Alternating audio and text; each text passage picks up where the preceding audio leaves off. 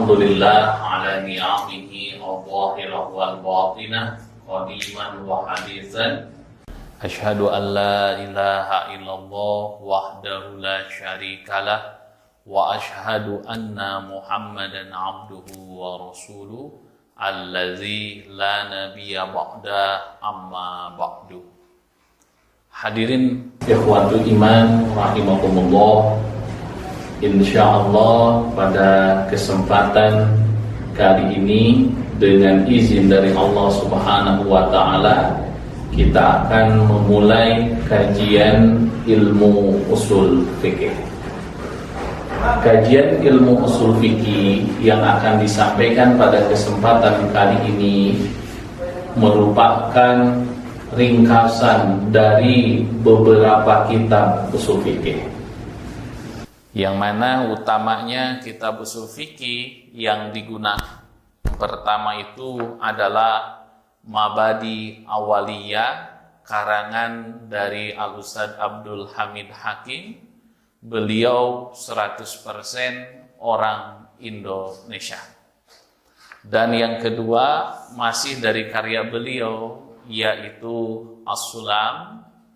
Lalu yang ketiga ada kitabnya yang bernama Al-Bayan, dan yang terakhir yang keempat yaitu fikih karangan Al-Imam Al-Alamah Muhammad Abu Zahrah. Insyaallah dari 4 kitab tersebut kita akan coba intisarikan mengenai ilmu usul fikih tersebut. Sebelum kita membahas apa itu usul fikih, maka ada baiknya kita mengenal terlebih dahulu siapakah orang yang mencetuskan usul fikih untuk pertama kali. Maka kalau kita membuka tarikh tasyri', maka orang yang pertama kali menyusun disiplin ilmu usul fikih tiada lain adalah Imam Asy-Syafi'i dengan kitabnya yang bernama Ar-Risalah. Maka dengan kitabnya Ar-Risalah inilah makanya Imam Asy-Syafi'i beliau memberikan satu metode bagi kita semua di dalam memahami sunnah. Nah, sebelum kita membahas jauh lebih mendalam mengenai usul fikih, maka ternyata ada satu nasihat yang diterima oleh Imam Asy-Syafi'i. Kenapa hal ini penting saya utarakan terlebih dahulu?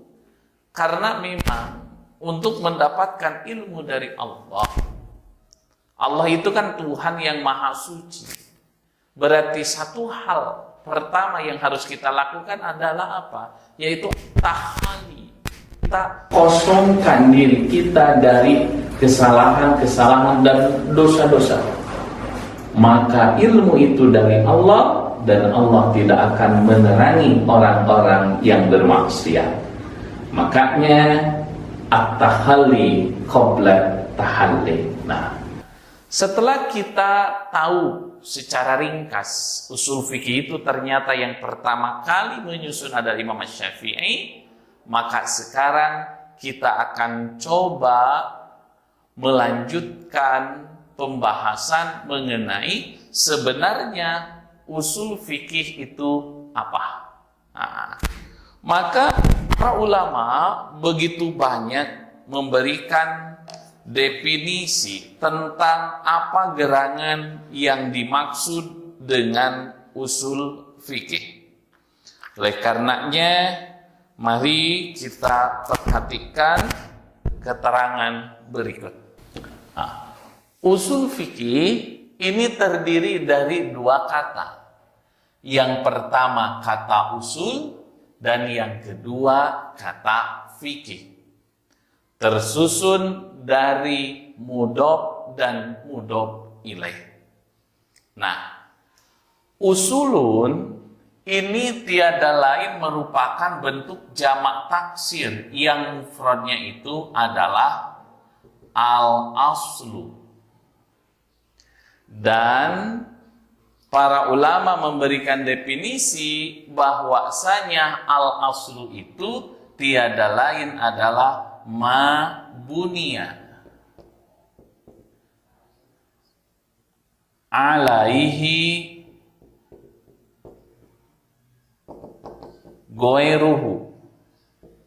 Jadi al-aslu itu adalah ma bunia alaihi goiruhu, sesuatu yang perkara lain dibangun di atasnya. Jadi usulun itu bahasa ringkasnya di kita itu adalah al-aslu, yang berarti asal atau pokok dari satu perkara. Itu namanya al-aslu. Nah, kalau ada pokok, maka nanti akan ada yang disebut dengan cabang. Maka cabang dalam bahasa usul fikih nanti disebutnya itu adalah al-far'u. Kalau al-aslu itu tadi ma bunia alaihi goiruhu, sesuatu yang perkara lain dibangun di atasnya. Tapi kalau al-far'u itu tiada lain adalah ma bunia ala ghairihi, sesuatu yang dibangun di atas yang lainnya. Untuk memudahkan memahami apa itu al-aslu, apa itu al-far'u, maka coba mari kita gambar terlebih dahulu. Ketika kita mau membuat rumah, apa yang pertama kali dibuat? Yang pertama kali dibuat adalah pondasi. Pondasi yang pertama kali dibuat oleh kita. Nah, ketika pondasi ini sudah dibuat, maka baru ada bermacam-macam. Ada dinding, ada genteng, dan yang lainnya. Maka al-aslu itu adalah sesuatu yang, jadi pondasi itu adalah sesuatu yang dinding, genteng, dan yang lainnya itu dibangun di atasnya. Makanya ini yang namanya pondasi kita sebut al-aslu. Dinding dan yang lain-lainnya ini disebutnya al-far'u. Itu yang disebut dengan al-aslu dan al-far'u untuk kita jauh lebih mudah memahaminya. Nah, setelah kita tahu apa itu al-aslu secara bahasa, maka nanti al-aslu secara istilah yaitu akan menuju kepada dua hal. Saya hapus gambarnya. Jadi nanti kalau al-aslu menurut istilah itu, al-aslu secara istilah akan ada dua, di antaranya yaitu adalah ad-dalil dan kaidah kuliah. Walaupun nanti di as-sulam makna-makna al-aslu itu akan jauh lebih banyak lagi, begitu juga di al-bayan. Cuman kita bahas saja secara ringkasnya saja dulu. Jadi al-usulu itu adalah jamak taksir, dari mufradnya adalah al-aslu. Al-aslu itu adalah ma bunia alaihi goiruhu, sesuatu yang perkara lain dibangun di atasnya. Dan al-far'u adalah sesuatu yang dibangun di atas yang lainnya.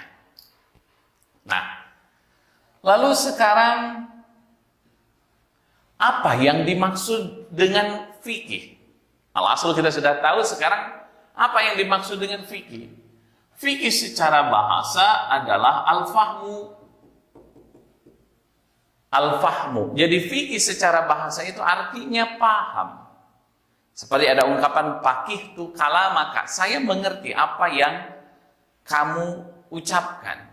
Karena fikih secara bahasa itu artinya adalah al-fahmu. Sedangkan menurut istilah, yang namanya fikih itu adalah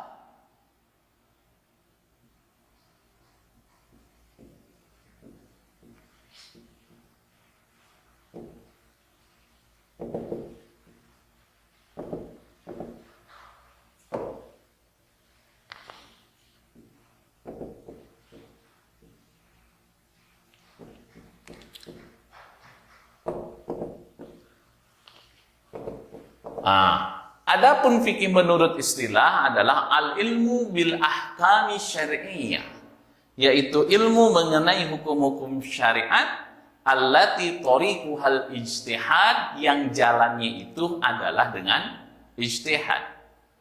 Oleh karenanya, kalau kita ingin mengetahui masalah-masalah hukum syar'i, maka satu yang harus kita cari adalah di mana? Di ilmu fikih. Sebab fikih itu adalah ilmu mengenai hukum-hukum syariat yang jalannya itu adalah ijtihad.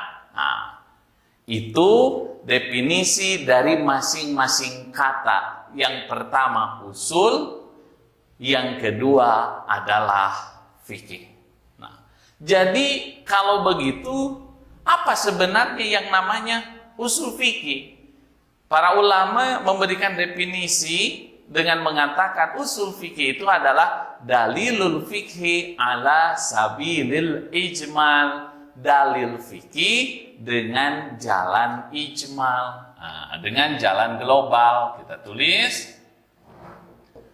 dalilul fikhi ala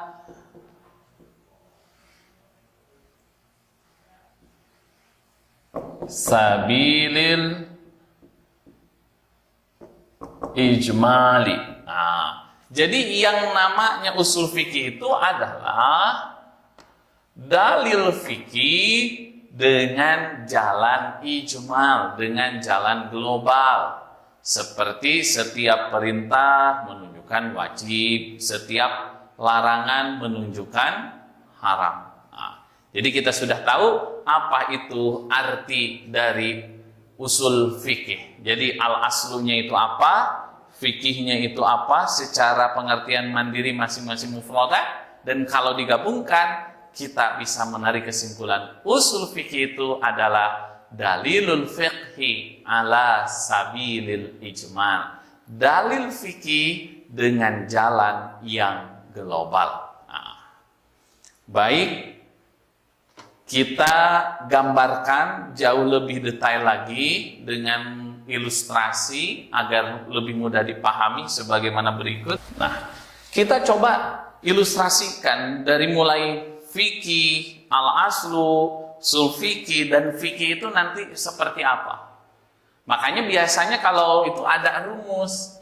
Pertama rumusnya adalah al-aslu ditambah usul fikih sama dengan fikih atau far'un. Ini adalah satu rumus untuk memudahkan yang tadi.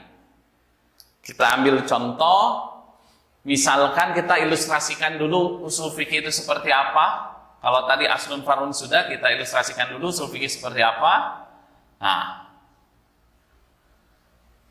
Misalkan si fulan berada di titik A, dia harus berada di titik B.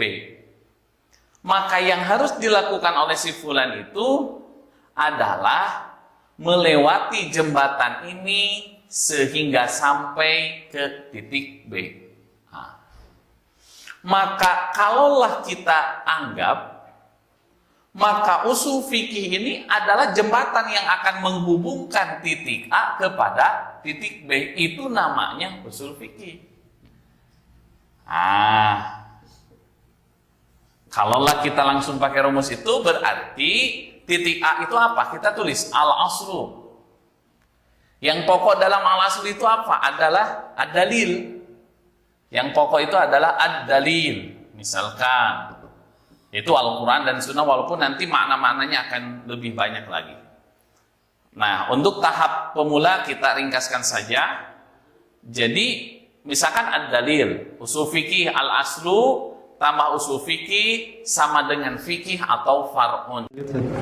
Baik. Hadirin ikhwatu iman rahimahumullah, untuk lebih mudah kita ambil contoh ayat Quran. Kita gunakan rumus tersebut biar lebih mudah. Nah, baik, kita ambil contoh misalkan aqimus sholata.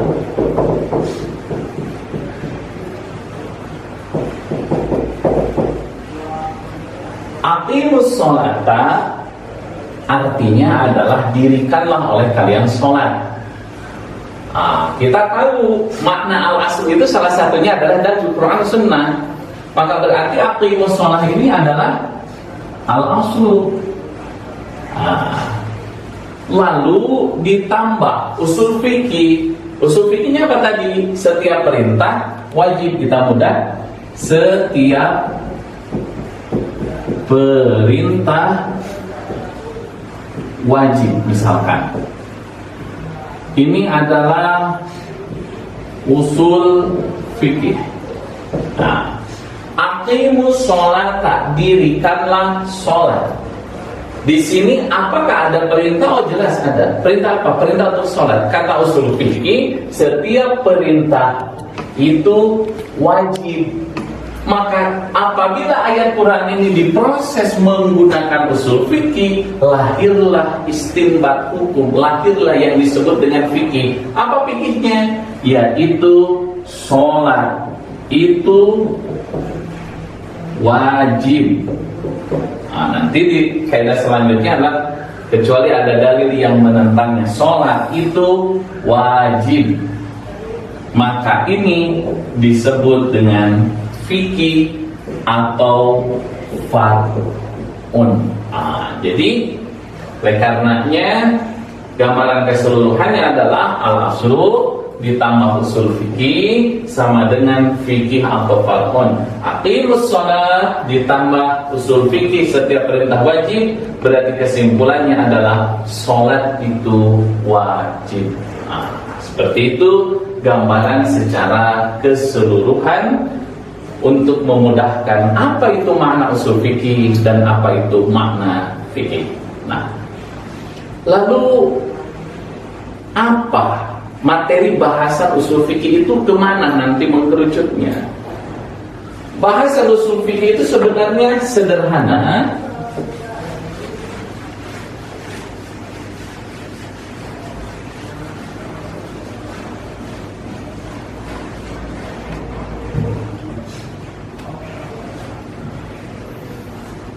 Yaitu isbatul ahkam, isbatul adillah lil ahkam.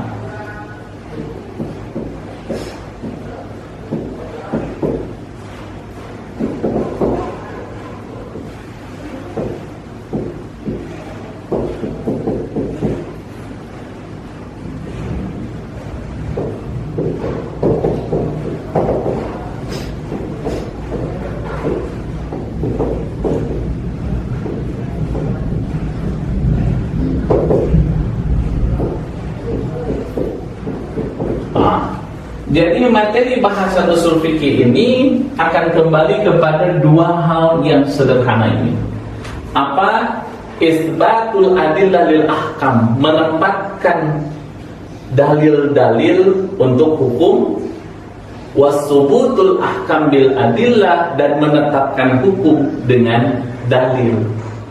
Sehingga karena maudhu atau materi usul fikih ini adalah antara isbat dan subut, maka manfaat belajar usul fikih tiada lain adalah satu, akan bisa melepaskan diri kita dari sifat taklid, dan yang kedua, usul fikih itu bermanfaat untuk memudahkan kita di dalam memutuskan satu hukum, karena kita akan bisa fikih bagaimana kalau usul fikihnya saja kita tidak bisa memahami. Itulah barangkali kajian usul fikih untuk pertama kali. Insyaallah nanti kita akan lanjutkan, mudah-mudahan ada manfaatnya. Rabbana atina fid dunya hasanah wa fil akhirati hasanah wa qina azabannar. Assalamualaikum warahmatullahi wabarakatuh.